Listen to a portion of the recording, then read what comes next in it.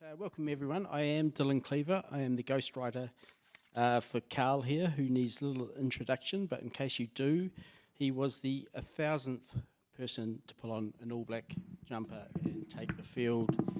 He leapt out just in time to beat Mark Ramby, I believe. They were both subbed at the same time, but Carl, by dint of alphabetical order, is number 1,000, and Mark Ramby, the poor bugger, is always destined to be 1,001 and less famous as a result. Now, the key to a good game plan is flexibility and adaptability. And I was meant to be sitting there next to Carl while John Daniel, himself an author and a former professional rugby player, fired questions at us. John unfortunately took crook a couple of days ago and is unable to make it. So it is me throwing questions mainly at Carl, and we'll probably get some input from you guys later on in the session if that's something you're interested in doing. A little bit of an in-joke for anyone who's read the book: we've had to switch to Game Plan 2, the ill-fated Game Plan 2, which was last seen in Cardiff 2007, and which we hope we will never see again. So anyway, to all you out there, this session is going to be a lot looser than planned. It's why you'll see me referring to notes on the phone. Carl told me not to bring my phone to put it away. I operate in a slightly different way to Carl. I can't just ad-lib everything. So you will see me referring to notes a little bit. But the book we're talking about today is Head On: Rugby, Dementia and the Hidden Cost of Success. It's Carl's memoir. It's unflinching. My role in it was to get Carl's thoughts from his head onto the page. It's a piece of work that I'm really proud to be involved in. It's at times it's a bloody difficult read, and I know it was a difficult process for Carl and probably his loved ones too to read it, but I really hope they're proud of it too, because it's a fantastic read. It's a rugby biography that is unlike most rugby biographies you'll read in New Zealand, probably any rugby biographies you'll read in New Zealand. So Carl, right off the bat, I know a part of the answer to this, but I want you to tell the audience why 16 years after you last played a test for the All Blacks, you felt it was important to get your life story down on the page. Just make sure this is working. I'm not too good with technology, but yeah, thanks, Dylan. From my point of view, I thought it was really, I hummed and hawed about doing a book for a long time, and the really thing that stood out for me was, like, I thought I had an obligation to the rugby community to share my story, because I thought if I didn't speak up and say something about what I'm going through, then there's going to be so many other players that are going to go through the same thing and find it really hard and not have the answers. So I'm not someone to blow my own trumpet or to I was always like a quiet, sort of in the background sort of guy, hiding behind the media, like trying to get out interviews and escape guys like Dylan who would ask me questions that are like... And Joe Locke in the audience there. Joe, you'd contest that, eh? Just like old Zaga, who just likes to sneak away from interviews and not do anything. But I thought I had a real obligation to my fellow players, to the rugby community, to share my story and to let them know what the facts are about repetitive head injuries. Because it's, without going too deep into it, Dylan, it's really turned my life upside down pretty quickly. Can you just talk a little? We're definitely going to dig into CTE, repetitive head injuries, early onset dementia. But can you just tell us what the actual process of writing the book was like? Was it rewarding? Was it cathartic? Was it exhausting? Or was it kind of a mixture of all that? The process of the book, like Dylan and I used to meet, and my kids live in Mangawhai up in Northland. So I'd go up and see the kids, and Dylan and I would meet in Warkworth. Yep. Most times. We'd have a coffee, and we would sort of just have a load of topics and discuss. And it was actually a really hard process at times. Like, it was some of the stuff in the books really really touching and really bringing back some stuff that is really really emotional. So that was really tough to redig that stuff up and share to Dylan.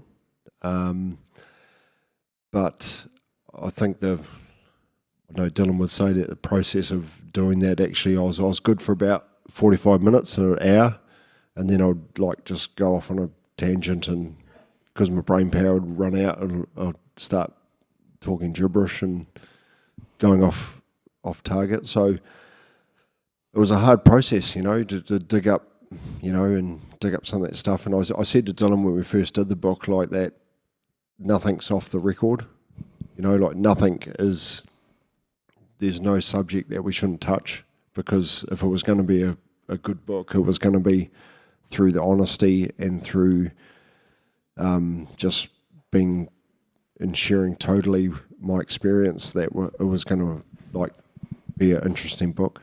Not interesting book, like we didn't intend to be that, but we were just saying, look, hey, if I'm doing a book, this is how it's got to be. And but the process was quite hard for me personally, especially digging up some of the stuffs about, just a lot of the stuff about, I'll be honest, like thoughts of suicide and some of the dark places I went to in my life.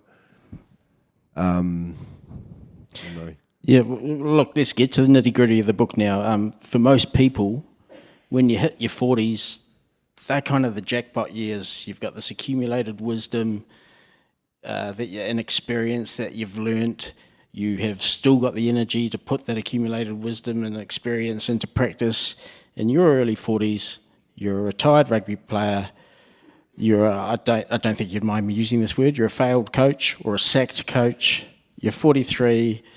You get a diagnosis of probable CTE and early onset dementia, which is a progressive degenerative brain disease.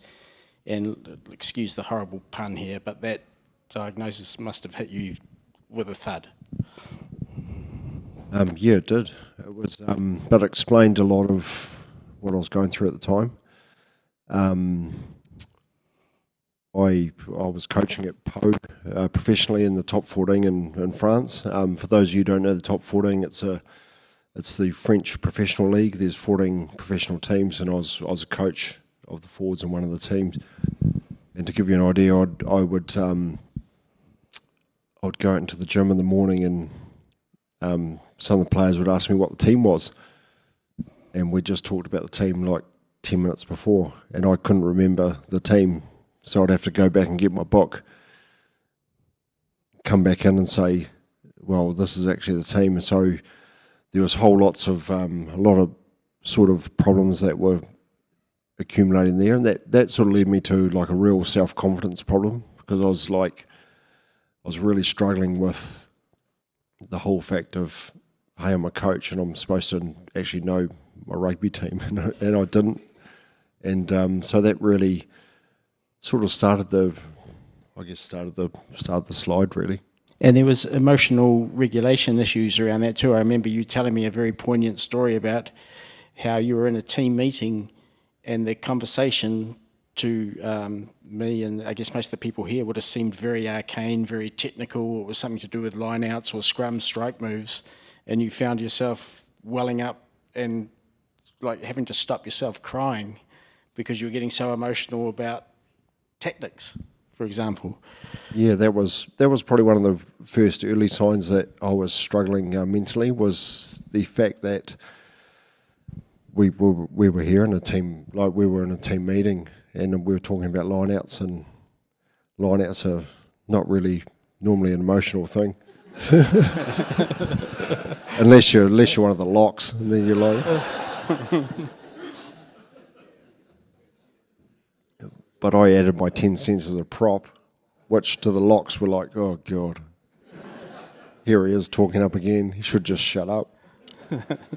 But then I found myself wanting to cry, and I was like going, this is not normal. Like, so emotional regulations are like a real issue with, I think, with brain injuries. And late in my career, I started to notice that I was real emotionally wavy, and I'd be crying about things that didn't need to be cried about. It's good to cry, but Not about lineouts. not about, yeah, maybe about scrums.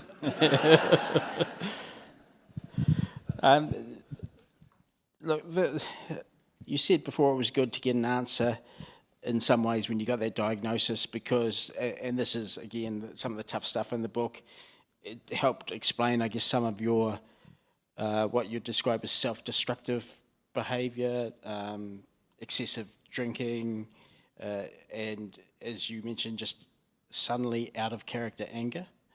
And you mentioned that it was actually, okay, so it's not just me, there is a reason this is happening. Yeah, it's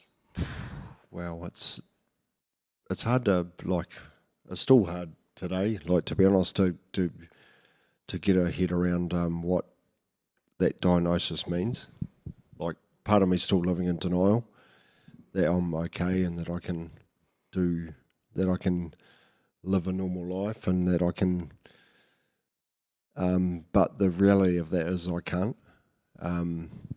Someone explained it to me that everyone's got a bucket of brain energy every day, and my bucket's got a couple of holes in it, so I need to use it wisely. And yeah, just that day to day. For those of you who don't know, like anyone with brain injuries, like it's actually really tough, and I like just to get through a day for me is a real victory. And you know, we often, I don't know, I just think it is really tough in terms of, I don't know if anyone knows anyone out there with a brain injury, but it's a real testament to anyone out there that just to get through a day and still be here, I reckon, is a real thing, because there's so much that goes on. Even driving down here yesterday, like I'll tell you a story. I drove out of Palmerston North and went up to Ashurst, and then tried to go over the old Manawatu Gorge, and I drove into this construction site, and I think they thought I was going for work in there, and I didn't have my high vis on, so I turned around and I was like, going, God, I'm sure I've got the wrong place, like I must have taken the wrong road, and then a whole anxiety hit in, and I was so anxious, and like I'm going to be late to get to the marae for the visit, and there was this whole anxiousness that just kicked in, and I was so anxious, and you know, I had to stop over the side of the road and ring my sister and say, hey, how do I get over here? And she said, oh, you got to take the Paetua Trail. I was like, well, what the hell is that? But that's sort of like a, you know, just in terms of, I'm glad I didn't put my high vis on, because I probably would have got a job. But that's a sort of an idea of like, in all terms, we turned up to the marae and I turned up in good time, but it's just a bit of an idea of how these things sort of work.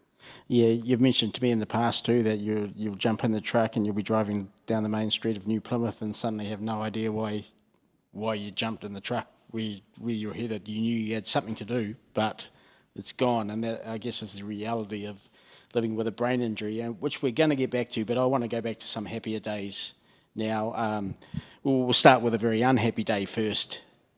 New Zealand lose to France, quarterfinal, Cardiff. I don't care if Wayne Barnes missed the forward pass. It was still a dreadful performance anyway, but we're not going to linger on that.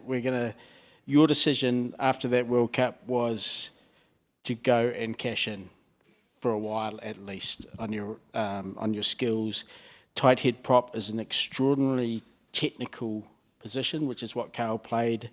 Very few people in the world are equipped to do it. Carl actually broke the mould in a lot of ways. He was the first. He was a prototypical tight head prop in that he's very long levered, like he's very tall. Stand up so they can see how tall you are.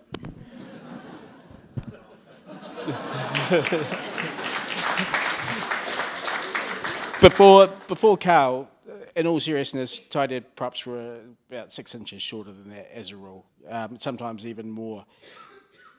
So Carl was incredibly skillful. He was in a position that very few people could play. He was sought after. You went to Newcastle, and the rumour at the time was that you were the highest paid player in the world, and I think probably for a while you were. Did you have to spend most of that money on blankets and heating? Yeah, I did in Newcastle. Like the funny thing was, we used to train at this place called Druid Park, and it was right next to the airport. And I used to watch these Emirates airplanes like flying off every day. Like I used to close my eyes and go, "Oh, I wish I was on one of them." But I planned on the 2007 World Cup as being like the grand finale, and that we were going to win the World Cup. And then I'd go overseas and cash in. And unfortunately, I think it's probably the best All Black team to never win a world, like ever anything. Like that team back then, like leading up to that, we'd won basically everything. We'd done a Grand Slam.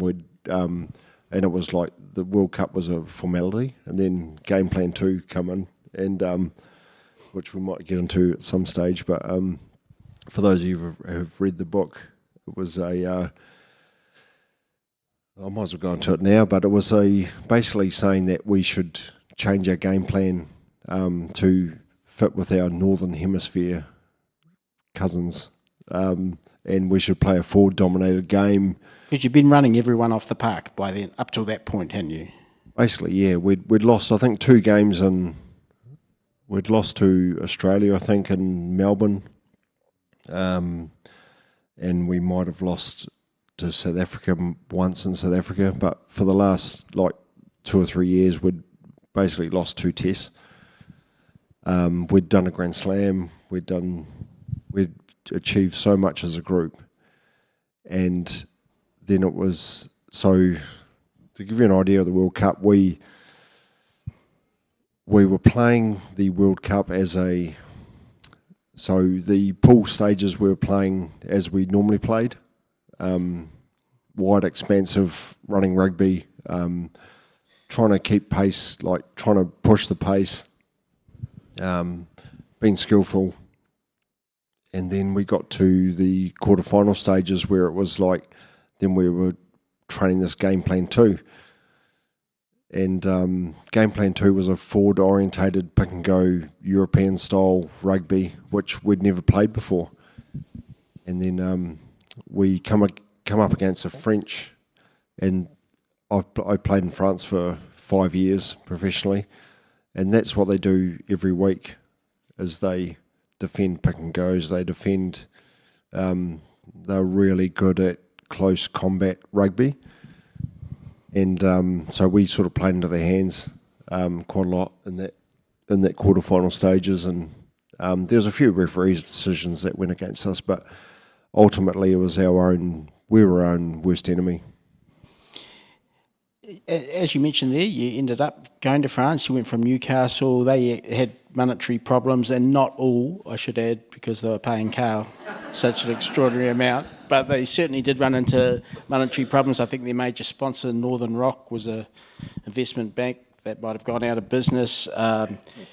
Toulon was next on the list, owned by a colourful comic book multi-millionaire in Mourad Boujalal, who is quite an extraordinary figure, has no problem letting well-paid players know that they're not earning their money. I think he said that Julian Sevilla must have been swapped on the plane on the way over, which is quite cruel when you think about it. But he built this team up. Toulon was one of the great rugby towns, but it had been a bit of a low point. They got yourself. They had the likes of Tana, SB Dub, Sonny Bill Williamson there.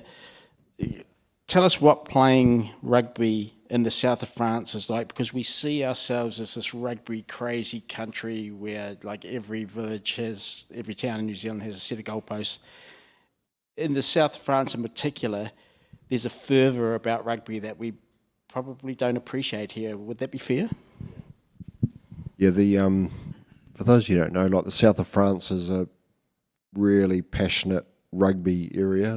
When I mean passionate, like give you an example of Toulon. Toulon's a really military town, so most of the port is cut off as a military zone, like for the military base. But there's this little section that's left for the stadium, and it's called Stade Mayol, and only seats about 15,000 people. But it is it's right in the centre of town, and people live and breathe rugby. Like, I think the thing about France as well, it's like they're really passionate. Like New Zealand, like we all clap and boo and do what we have to, but they like there's bands playing in the stands, like, you know, and you've got bands playing and people cheering, and it's real that Latin sort of atmosphere of, you know, like of people having fun. And so Stade Mayol is like actually the centre of, it's the heart of the town basically. So I used to go out. Lived in Kakiran, which was a place about 20 minutes out of town, and I would go into the port on a Sunday, and people would say, "Oh, Carl, the old scrum wasn't too good yesterday," or "Carl, the scrum was okay," or they got this saying in France saying, "No scrum, no win. Pas de mêlée, pas de gagné." Like, that's the nature of, they live and breathe it in the south of France, and it was a really amazing place. I reckon as a rugby supporter, like just to go there and watch a game. Might be a bit different now, but back then we'd won 3 European titles and a French championship, and basically the whole town was, I remember Philippe Saint Andre. I'm not sure for those of you rugby fans would remember Philippe. He was our coach when we first got there, and he said, "Look, one thing about Toulon is if you do good, the people will love you. If you do bad, the people will hate you." Like, and it was pretty much that. Like, didn't they have a saying about the wind blows? Something about the wind blowing a little crazy through their hair. There, can you remember? I think it's called fudder. It's like fudder's crazy. Like, I can't remember the saying, but basically they say the wind down the Toulon blows through their ears and makes them crazy. But they're Toulon's an amazing place, but the people are a little bit crazy out there. Do you think, now just to get slightly serious about it, because there's such the fervour, because it means so much to the people of the town, and Toulon's crazy like that. You can go anywhere along that south coast, Toulouse, obviously, Montpellier, Béziers, Perpignan, they'd all be like that. Do you think that it leads a player to perhaps push themselves physically in a way they maybe wouldn't? You've talked about playing injured.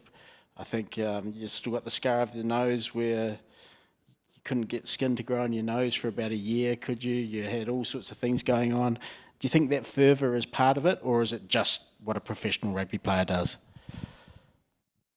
I think that's probably part of it, like the pressure to perform. It's an interesting question about my nose, because it's quite an interesting story in itself. We've got time, go for it. So I basically played with no skin on my nose for probably about 2 seasons. So every week my nose would get ripped off.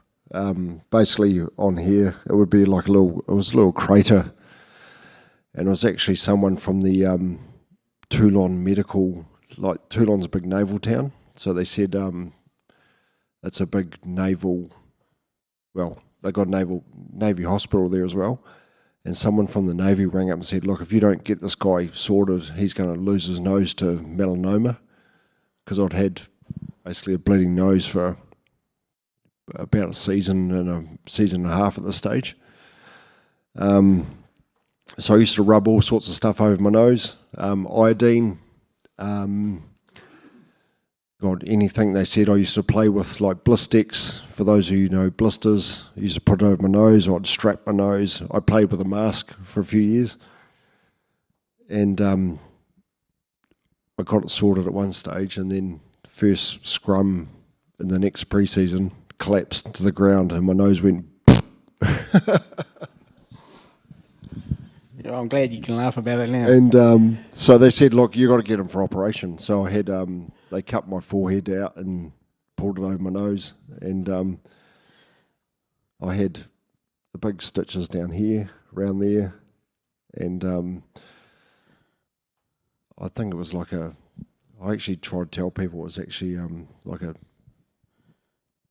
plastic surgery, like for, I was actually like quite a good job. I've got no wrinkles in my forehead now.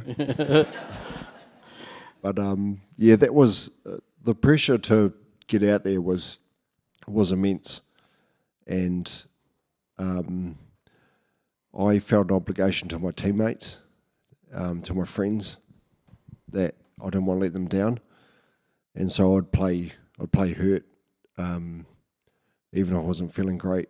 Just get out there and get up and do it. And now it's sort of, it's coming to bite me in the arse a wee bit these days, because just to give you an idea, like in France, I played for 5 years. I played 5 professional seasons over there, and I played 150 odd professional games. So that is probably a career in New Zealand, and in 5 years, on top of what I've already played through the All Blacks and stuff like that. So it's and the French league's brutal. Like, it is tough. You've got 140, 150 kilo guys coming at you. The thing in the Super Rugby is people are going to run around you and they're going to step you, whereas in the French league they're going to run over top of you. And if you're not ready, like, you're going to go backwards. So it was a real confrontational league as well. It was really tough physically from a forward's point of view. And I think I actually played my best rugby while I was at Toulon, because I just think it opened my eyes to another way of playing rugby. And it actually made me, despite my nose, it actually made me tougher, Mm.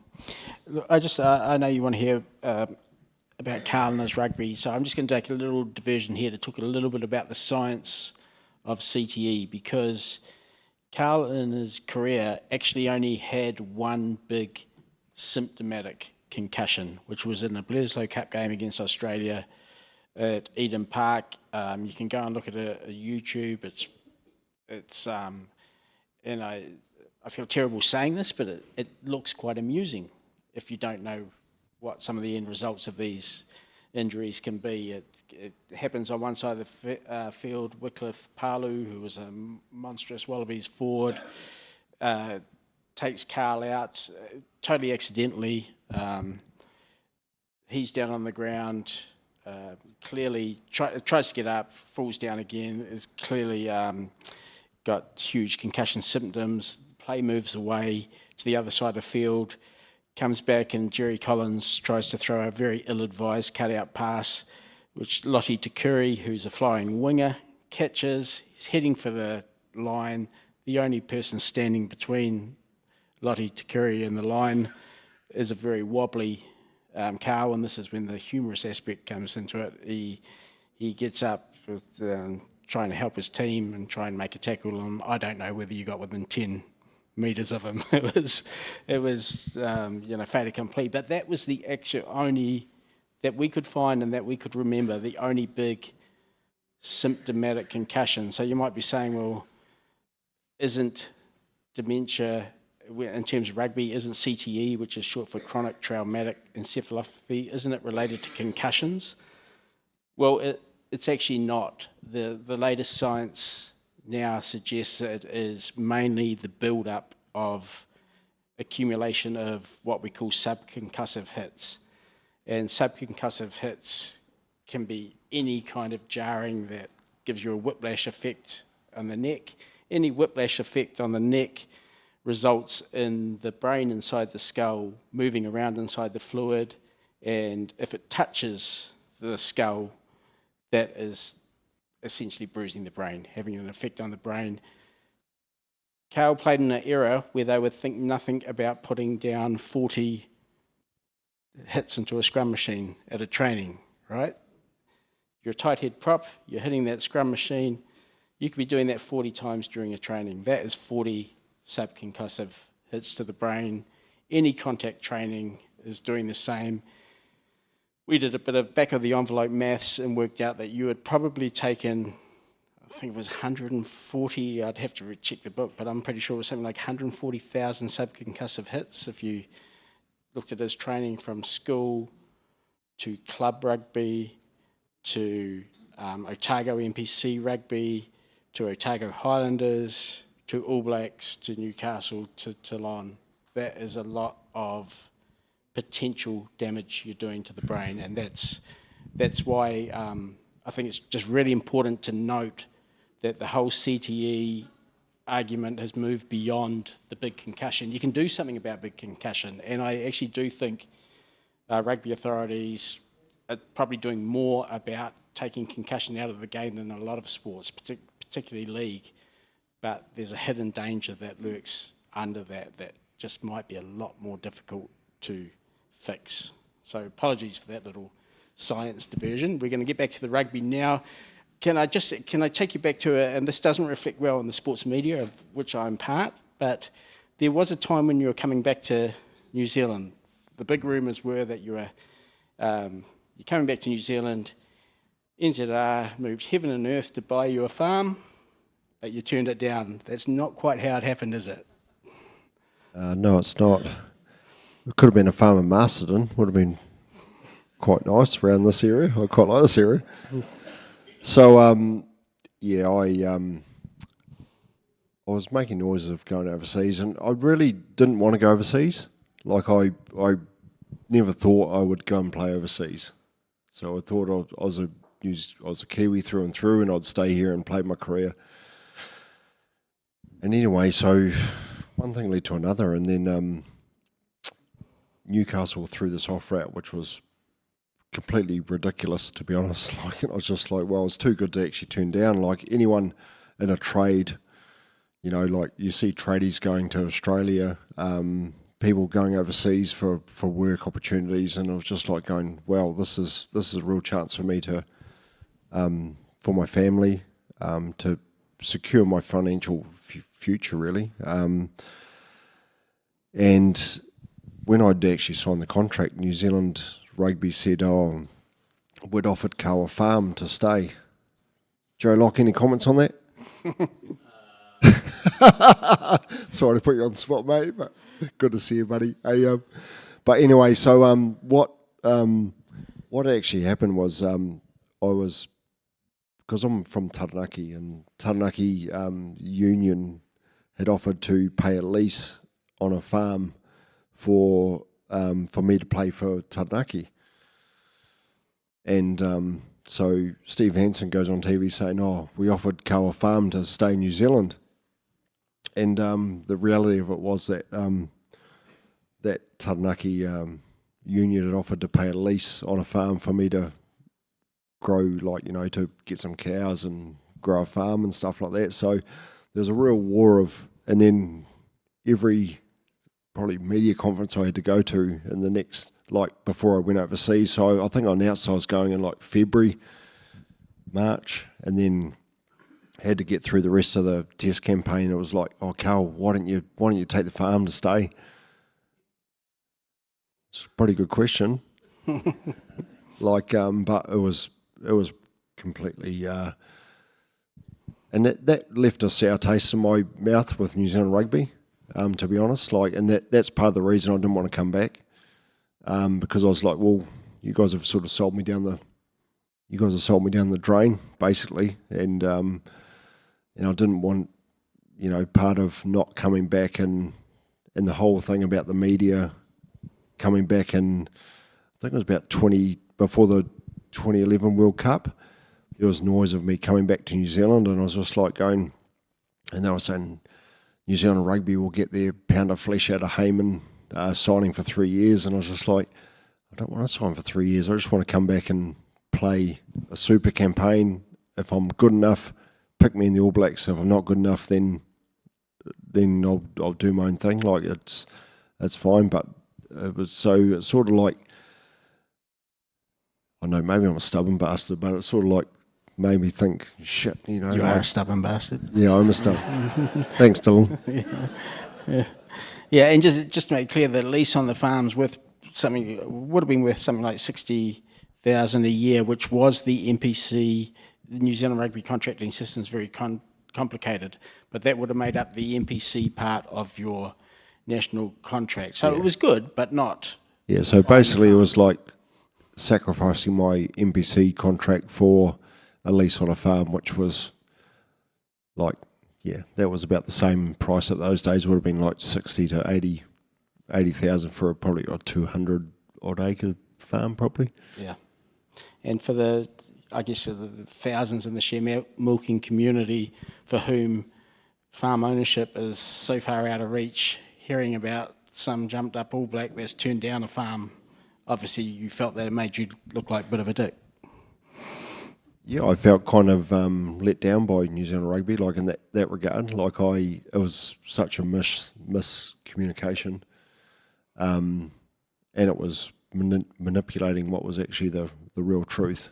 And that's, yeah, like I said, it was part of the reason why I didn't want to come back, because I was like, well, you know, you guys you don't care about me as such. You're just caring about your own image, and they didn't want to be seen to be letting players go overseas, and without trying to do their best to save them, I guess. And that sort of left me feeling quite, it left me feeling pretty, here's a team, a country that I've given quite a lot of my life to, and then on the back ends, I sort of felt quite let down by, by what was coming out of them. Look, we're going to finish on quite a bleak note, unfortunately, before we hand it over to you, and you guys can uplift the whole place with some far more cheerful questions. But recently, Billy Guyton passed away about a year ago. The coroner has not ruled on it yet, but we all know how he died. It's been well reported that it was suspected suicide. His brain was examined. It was confirmed that he had stage 2 CTE. I know you and Billy's father have been in contact. It feels like this is a tipping point. I guess, first of all, how did that news make you feel? And I mean, we love rugby, and one of the things that I always find a little bit confusing about this is that because I've been doing a lot of reporting on this, I get called anti-rugby, which couldn't be further from the truth. I can tell you, yesterday I checked into my hotel, the beautiful Royal, a fantastic place down there, and I switched on my phone and watched the Blues versus Hurricanes. Then I watched the Crusaders versus Highlanders, and then for my own sins, I end up watching the Waratahs versus Brumbies. So I absolutely love rugby. I'm not anti-rugby at all, but it does feel like there's a tipping point, and I wonder how you see the future of the sport. It was really sad to, like with Billy's passing, and I spent a bit of time with Billy's dad, and actually really affected me quite badly, to be honest. Like it made me sort of, especially within rugby, I think that, if I'm honest, I'm quite sick of the standard response of we need more research and we need more, and like if Billy's passing's not a sign that there's a problem, and it sort of made me feel I thought actually in my own mind, like, well, I should just donate my brain, and I should just, why don't I just do what Billy did and donate my brain, and it will help other players. And it made me feel quite ill, quite sick for a while, made me depressed. But we love the game, and we love the sport. So I just think for me, like, there needs to be a real discussion about what's safe, like. There's always a risk of, whatever. If you're a boxer or you're if you're in a combat sport, which rugby is a combat sport, let's be honest. So why don't we have a discussion about what's safe for these guys to play? Is it? Do we need a 6-month season? Do we need like so many games? And then putting some support in place. So for me, my big things have been around education. They need to put their hand up and say, there's an issue. Like, Billy Guyton is not, he's not an isolated case. And I've become good friends with Jeff Old, an old All Black from from the late 70s. And so many guys from his era are battling with dementia. And I just think, so for coming back to, there needs to be education around for these guys. Like, I really feel scared for the modern day player, like guys like, and I'm sorry if he's, but guys like Sam Cane, who's had heaps of concussions. And people need to take the stuff seriously. Like, when I was a player, I was my own worst enemy because I was a stubborn ass. And I was Harry Hardcore, like, I was, get me out there, just strap me up. But there needs to be a discussion about what's safe for these guys, like what, do we have to have rugby 10 months a year? I don't think we do.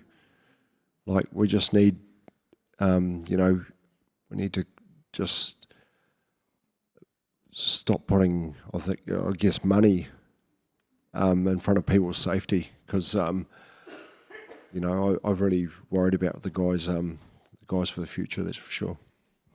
Well, thank you very much, Carl. I'm sure you'll agree out there that Carl's honesty is unflinching and at times probably pretty tough to hear, but I just personally want to thank you for telling your story, and not just because you told it to me, but I do feel very honoured to have told your story. I love your honesty. I love your self-deprecating humour and the way you're prepared to talk about anything, really. And I'd just like to lead a round of applause if that's it.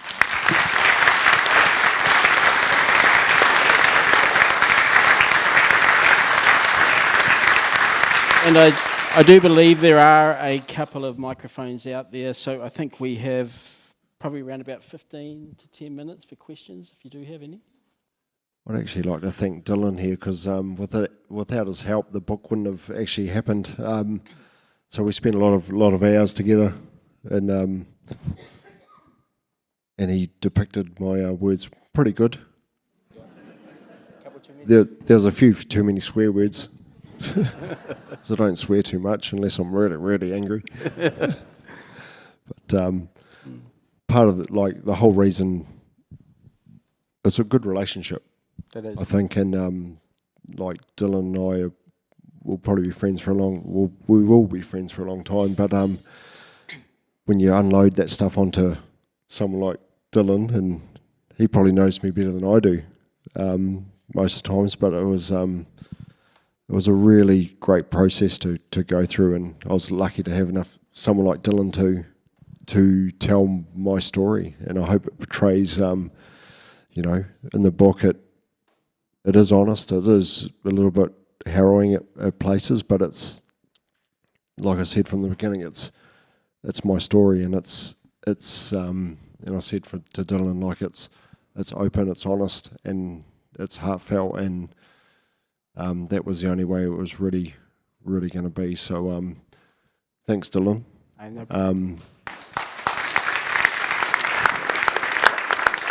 Thank you. And I think we have a question here. Yeah. Good morning. Firstly, I'd just like to say that I had an accident 2 years ago, a head injury, and as a part of my recovery, 2022, I read your book, I read Michael Lipton's book, and I read a book called A Delicate Game by Hannah Walker-Brown, who's English and has looked into rugby, American football, soccer, and league.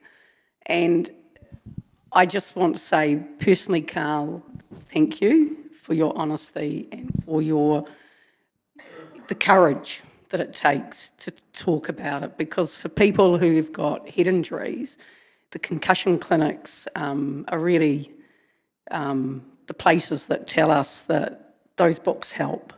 There's so much that's come from the rugby books and Hannah's book that make a difference. So thank you. My question to you both, and particularly to Dylan, is that is it a coincidence that the books have come out around about the time of the class action? Is this part of the bigger picture that's been put together for the class action? And when I'm not a rugby person, I'm a football person, but whenever I hear rugby people talk, they talk about, like, they're quite negative.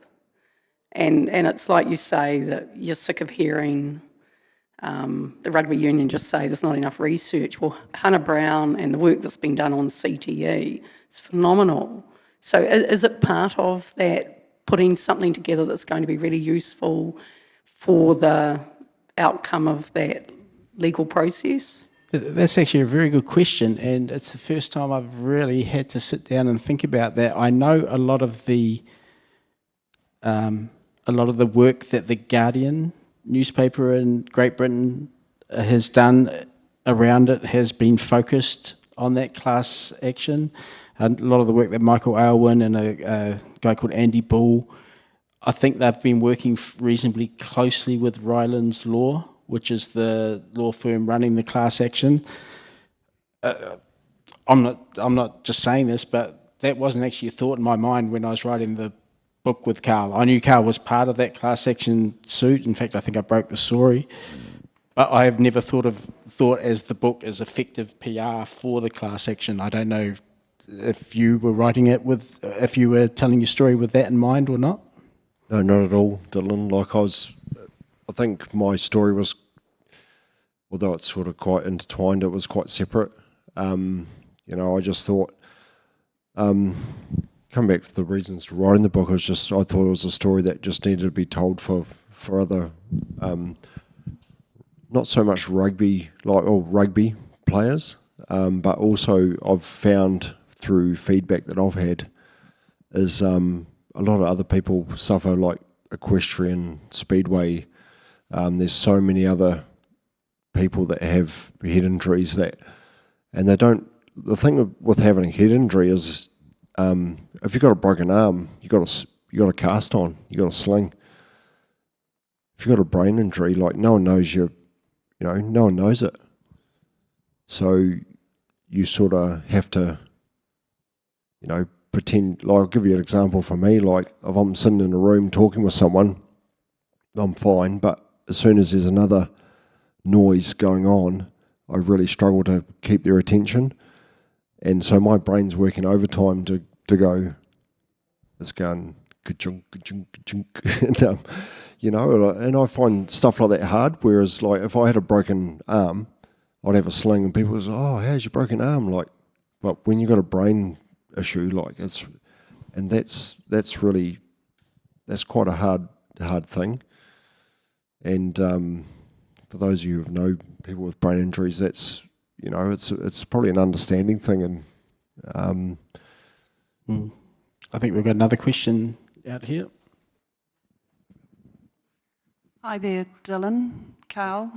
Thank you very much for the talk this morning. I'm the mum of an ice hockey player, a 17-year-old who wants to go all the way. And I've been reading an extraordinary amount about CTE, and it's a global phenomenon in sport. So I think while rugby certainly needs to have this opportunity to discuss it and to do important things like education and like the mouth guards that they recently introduced, I'd like to know exactly where that's gone.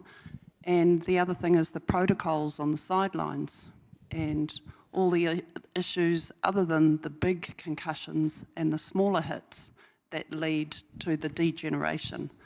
And having the brain bank and all of the research and all of the players that have donated, and the question of how far and when is enough. Yeah, that's the $1 million question, really, isn't it? Although it's much more than that. It's a multi-billion-dollar question now. Correct. So I'd love that New Zealand, as a sporting nation that prides ourselves on doing so well, we need to have a big discussion, an international conference on this very issue globally in sport. Just a side thought there.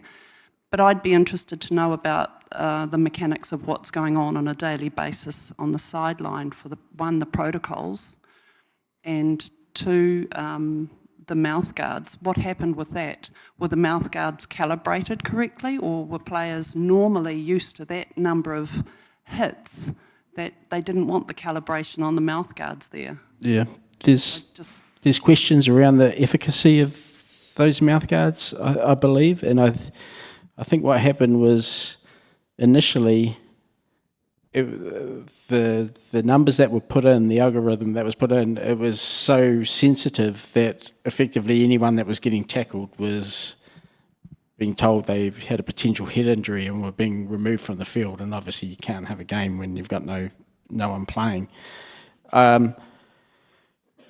Look, I'm a little bit sceptical on the mouthguard technology, but I'm not a scientist, so I can't really speak with any inside knowledge about what's happening there.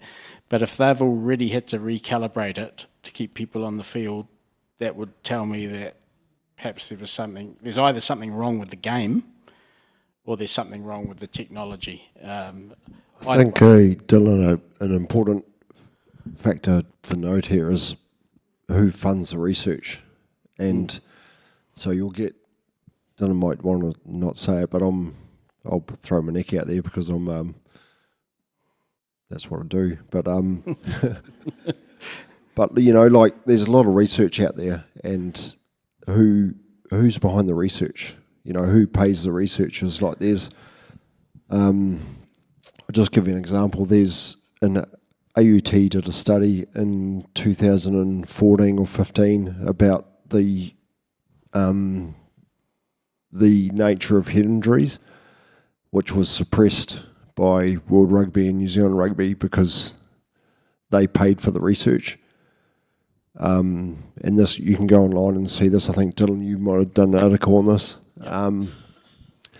So they'd paid for the research. So they've known for, that's 10 years ago. So they've known about the nature of what's going on 10 years ago. So they've basically a whole generation of professional players have now been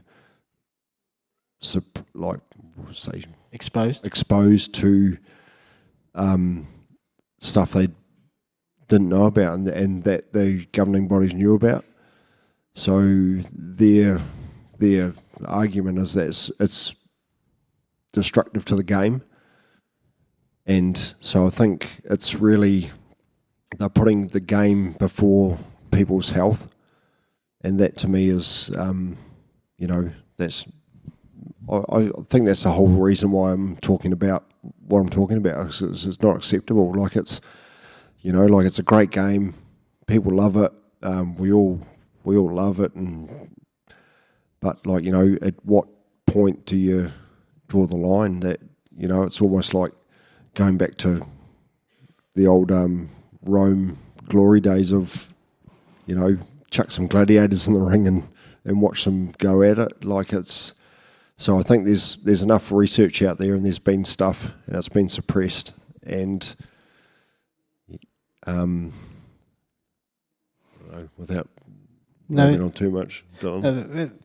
That is true. I did do that story. Can I just be a devil's advocate on one thing? Slightly more positive is that I think there is so much more awareness now, that I think that the players playing today are certainly a luckier generation than Carl's generation, because we're actually talking about it. We're sitting up on stage now talking about it. There's stories about it, there's articles about it. A guy called Chris Nowinski, based out of Boston in the US, is in every media he can get into talking about this. So I certainly have noticed on the sidelines there's a lot more awareness about concussion. There's no longer this hard man, just go shake it off, bit of magic sponge, magic water, get out there. And if you are around coaches that are still acting like that, it's actually up to us to say that that's crap, they can't continue. And I really don't think there is much of that anymore. So in that respect, we're luckier, but certainly that does not take away anything from what Carl just said then, because there is research out there. There's so much research out there. Unfortunately, it gets cherry-picked. I know we're running out of time, but we've definitely got a couple more. Kia ora.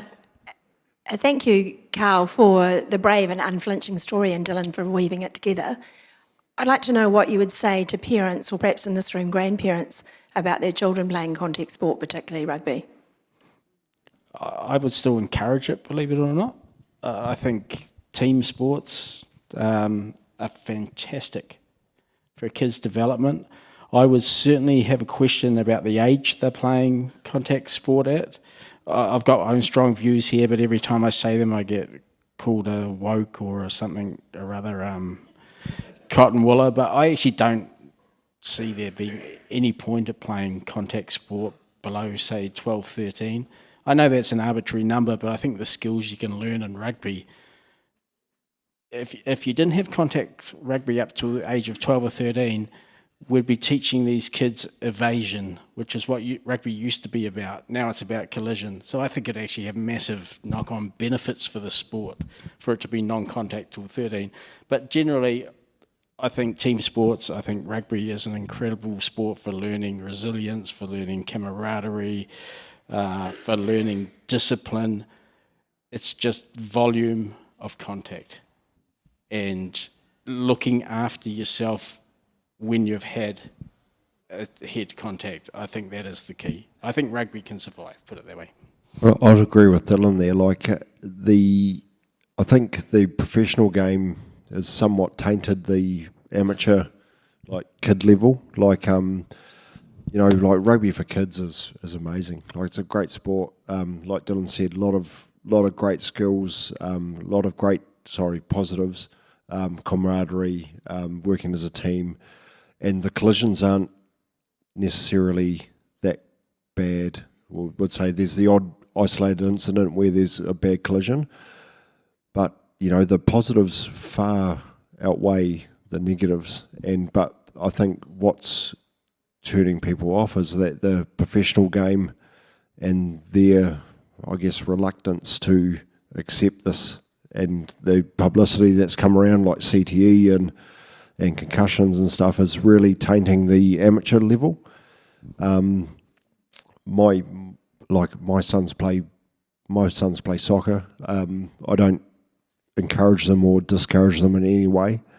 They play their own sport, but they enjoy playing ripper rugby, and they've been to a few real good tournaments in Auckland where they play tag rugby.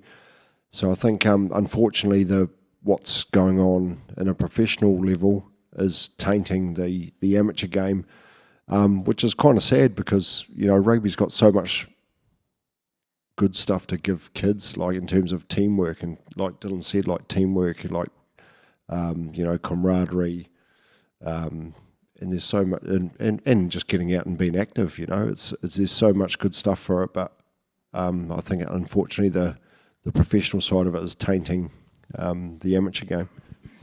I know you've moved to the side of the stage. Have we got time for one more question? Just got one quick question. One more. Dylan. Carl, thank you very much. That was a great insight. I remember reading, Carl, I'm really interested in what you're doing now, because I remember reading an article a few months ago about you've got a charter business in Taranaki. Tell us what you're up to now. Yeah. If anyone comes to New Plymouth, I run a charter business in New Plymouth called Chatty's Charters. So this is quite a story in itself, actually. It's a story within a story. Dylan touched on it in the book, but I brought a business in Taranaki about 4 years ago, probably. And it's an old 1953 lifeboat from Bridlington in Yorkshire. And last year we restored it basically completely. Pulled everything out of it, and like anything, has anyone ever restored cars here or old things? It's like one of those things where you just like start scratching and you, oh, got to go a bit further. Oh, there's another thing to fix. Oh. So anyway, so I got this old 71-year-old lifeboat, which I pretty much restored with help of some good friends last year. And we do island trips around the Motoroa, and Motu Mahanga is the, or Saddleback is the Pākehā name for but Motu Mahanga in Motoroa. And we do little trips around there. There's a seal colony, so we do an hour-long trip around from the Port of New Plymouth and head out around the island. So if any of you are in Taranaki, you're welcome to come visit us down there. Hey, I